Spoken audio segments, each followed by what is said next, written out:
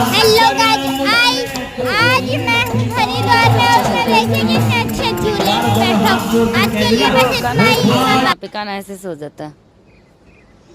झूला है वो, पलने की तरह झूला होता है ना ऐसे। देखो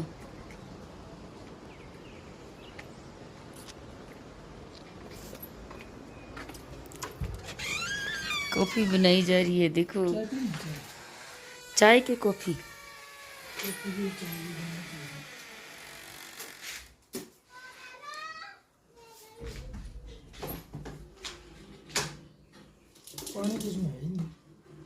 इसमें बोला था, इसमें पानी गर्म करना है, इसमें पानी डालना है।